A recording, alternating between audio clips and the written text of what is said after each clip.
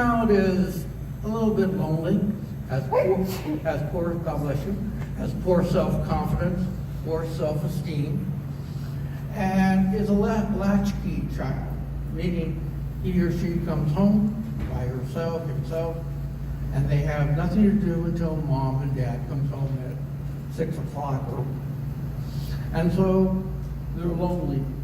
They're looking for something to do. So what do? They take out their phone and they start doing surfing on the internet. Okay? And what are they looking for? They're looking for meetup chat sites, and that's where they start building a relationship with somebody who they think is 9 or 10 years old. And what the person is doing over a number of weeks, maybe months, is that he is grooming the child. And what that means, he is learning everything he can about that child. The name of her parents, where the parents work, what school they go to, who is their teacher, what is their favorite subject, what movies they like, what music they like. Everything about the child they learn. And then at some point, they invite the child to meet him. Usually someplace in public, so that it doesn't look out of the ordinary. So the child comes, and of course, he's now a 40-year-old man, not a 10-year-old boy. Of course, they're going to be nervous, shocked, but the man is really a nice manipulator. He knows how to calm her down, and maybe he gives her something. It might be a toy, maybe maybe a phone. It could be anything. And of course, she's so excited about getting that, she forgets about the whole circumstance that it is. And so, again, begins the secondary grooming process. And over again, a number of months, they meet up. And then one time, he knows that her favorite color is pink. He gives her a pink dress. A few more weeks go, and he says, you know, I'd like to take you to a party today. And of course, what 9-year-old child would be excited about going to a party? Of course, she's thinking it's a birthday party. They get to the house. It's not that type of party. There are like 4 or 5 men there. And that begins the sexual exploitation. And of course, she may want to say, I can't do this, I don't want to be here. And that's where they start using the information. I'll tell your favorite teacher, Mrs. Garcia. I'll tell your parents. I know where your dad works, I know his boss. All the things, and they manipulate it, and that's where it starts. Okay? That's one form of silent sex trafficking. There is, of course, the one where they're standing on the street corner, but that is another form. So, unfortunately, Nevada is one of the 10 worst states for child sex trafficking. 70% of the assaults occur to kids under 17. African American children tend to be the prime targets. Of course, 65% of the victims are uncooperative, and the reason, of course, they're so scared that if they say something, that they will be outed. Let me also say something. I have a copy of these handouts. I'm going to give it to Dan so that he can copy it and give it to you. Because there's also going to be some other information that I don't have on these slides. And the reason why this persists is that 73% of child victims will not tell anyone for at least a year. 45% do not tell anyone for at least 5 years. And some never disclose the activity. One of the people that we were working with on this was a woman in her late 30s or late 40s who was a victim. She was a victim from age 9 till she aged out at 18. She would come home from school, go on her computer, hook up with somebody, do their thing, come home and have dinner with mom and dad. For 9 years, mom and dad never knew what she was doing until she aged out. And what was shocking is that her father is a policeman. And he never knew that his daughter was doing sex trafficking.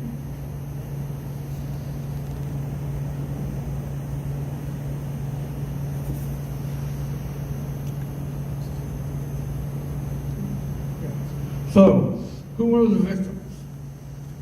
Well, they live in poverty. They may live in poverty. Homeless or unstable living arrangement, meaning they move from apartment to apartment, hotel to motel. Maybe they count surf, maybe they live out of their car. They maybe have experienced physical, emotional, or sexual abuse from their family or friends. Again, isolated and alone. They are, again, latchkey kids. They're by themselves. Many come from the foster care system. Again, low self-esteem, low self-confidence. Many come from single-parent families. Sometimes they have indifferent or uncaring parents. And maybe parents spend little quality time. So the key thing is, wrap all of this, the kids are lonely, they're seeking somebody who will pay attention to them. And that's where they are really vulnerable. This guy will groom them, and they feel, oh, somebody's paying attention to me, somebody's giving me, a phone, giving me clothes, giving me toys, giving me whatever it is that I don't get from my parents or anyone else. And they crave that. Every one of us craves attention. And this is the big factor with these children. So, again, the children are immature. They, of course, lack self-confidence, self-esteem. They are lonely. Usually they are non-assertive. They might be belligerent. They're acting out. And this is the big one. They're looking for somebody who will pay attention to them. So, who are the consumers? They are master manipulators and groomers. They are showmen. They understand vulnerabilities and how to take advantage of those vulnerabilities. They have sociopathic tendencies. They don't care about the child or what damage they are doing to the child. All they care about is fulfilling their fantasy or fulfilling something they want to do. And of course, they do it for sexual gratification.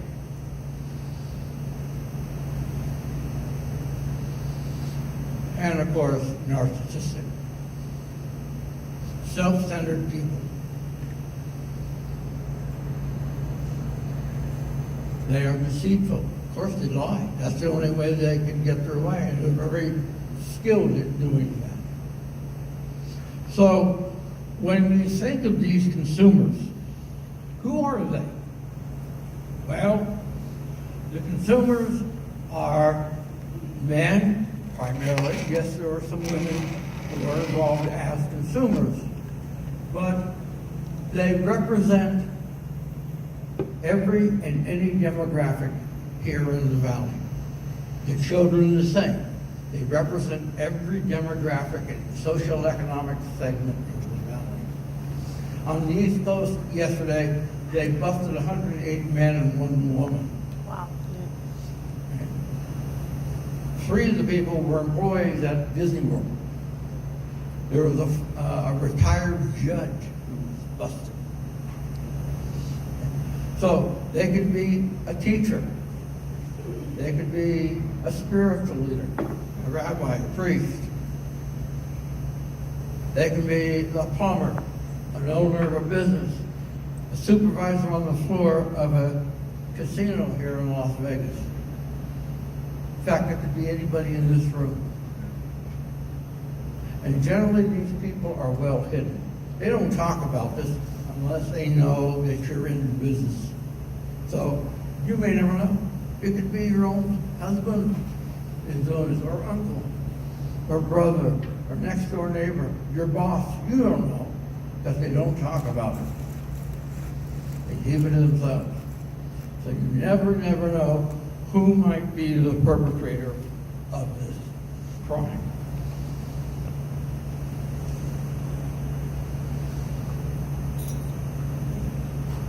%90 of all victims are local children. Many people are under the perception that they bust in or fly in or whatever the kids. No. Again, the kids come from every demographic in this valley. They can come from North Las Vegas, Henderson, Spring Valley, Summerlin, Centennial Hills, Mountain Edge. It doesn't matter. Most of the victims are girls. So 10% of the boys. One of the things with boys is that what a lot of these men do is they troll the areas where you see the homeless kids. And they'll pick up a boy. 9, 10, 11, whatever. You take them home, and of course they groom them by giving them a roof over their head, giving them 3 meals a day, buying clothes, whatever they need, taking care of them. Then they start sexually exploiting them. And usually that may not last until about 15 or 16 when they get too old for them, so they kick them out. And they go looking for fresh meat. And they repeat the cycle.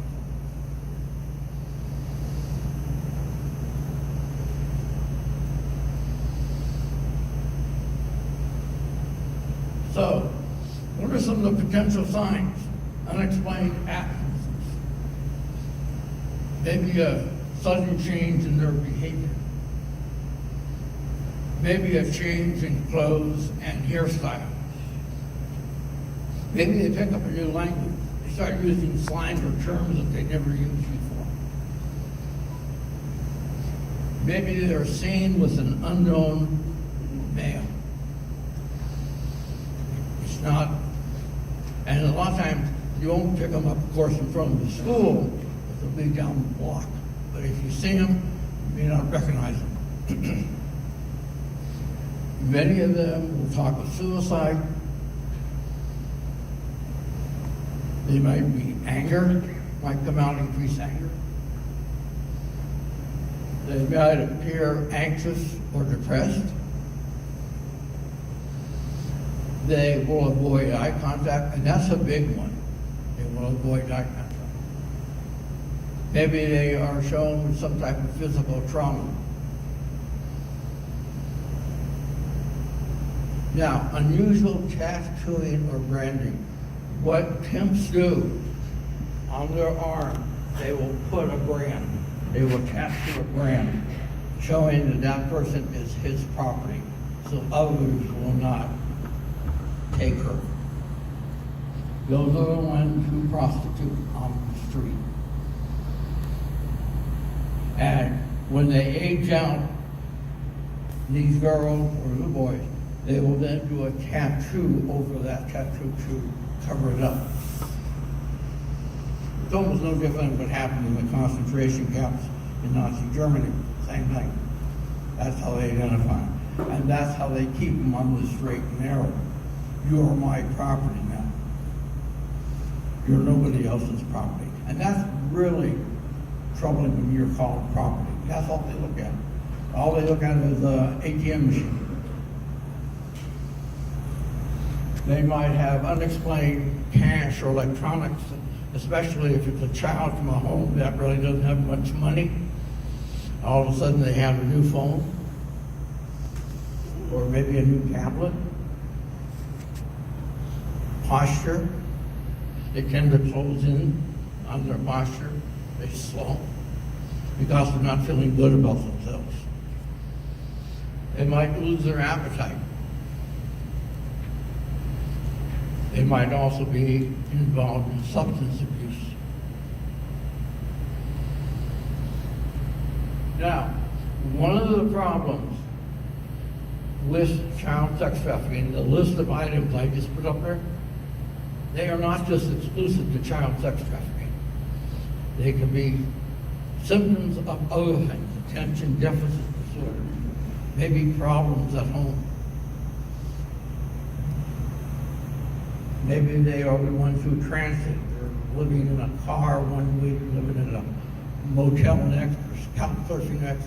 So this is what makes it very, very difficult to really determine exactly if a child is involved in sex trafficking. It makes it very difficult.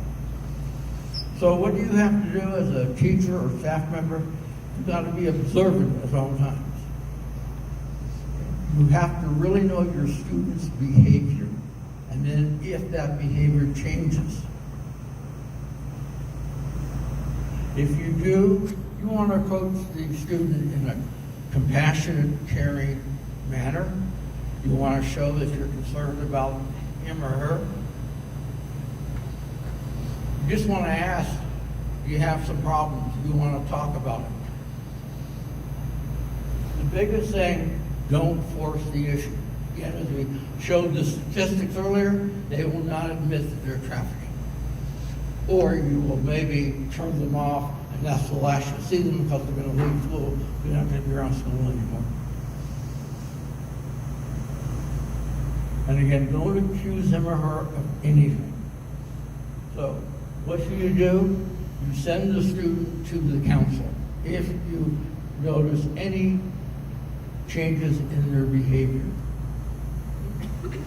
And what the counselor will do is that they will look at their attendance record. They will take a look at behavioral issues that might be in their file. They will take a look at their family background. They will look at all things about the child. And they'll sit, and of course, they will talk to the child. And they know how to talk to a child to get the information they want without scaring or upsetting the child. This is how they make their decision. So you leave it up to the counselor to make the call on what the problem might be. And again, we all know teachers are mandated reporters. You have to let somebody in the school who is responsible for this know. And then more than likely, if there is a problem, then they would also talk to the principal. Now, one of the things we got to be very careful about, and this is more stunning, is that a lot of laws allow for the arrest of minors for prostitution or sex trafficking, even if they are not starting it. So that's why you have to be very, very cautious, because you don't want a child to get caught up in something that maybe he or she is not doing. You're walking a very, very narrow and fine line.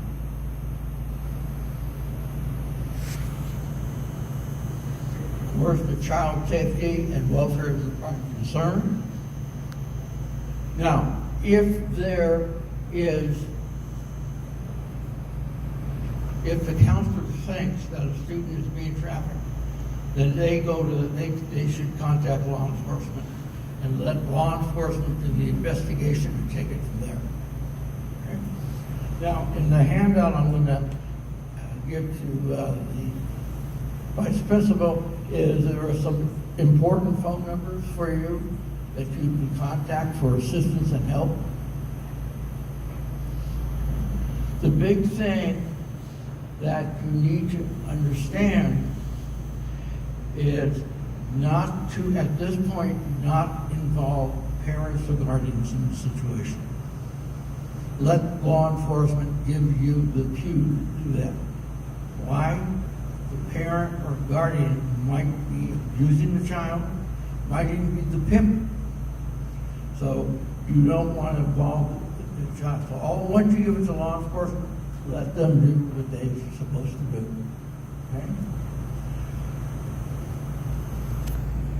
The thing to remember is that our children are very delicate. They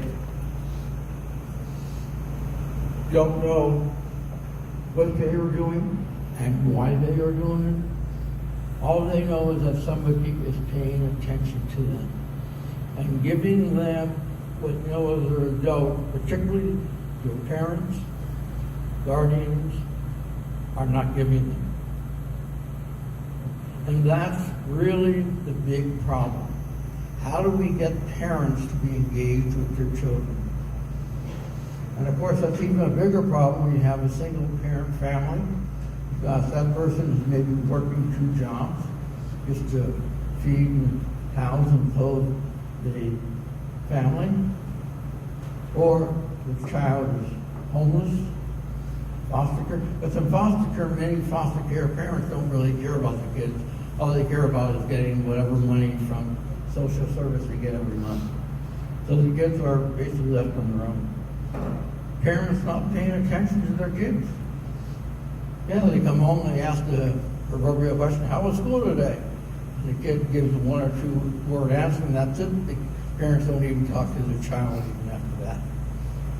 They don't do anything as a family unit with their children. Maybe like going to Lake Mead or going to Red Rock Canyon. And they don't do anything with each child specifically. Let's say a daughter likes dance. Well, they don't take them to maybe a dance performance, or don't enroll them in dance school. Or let's say a boy likes soccer, but they don't go to the soccer matches. Or they don't take them to the soccer games that are played here professionally. So they're not spending quality time with their children. As we all know, raising children is a full-time job, in addition to your full-time job, which brings money into the household. So you got 2 full-time jobs. And many parents fall down or do very poorly on the job in raising their family.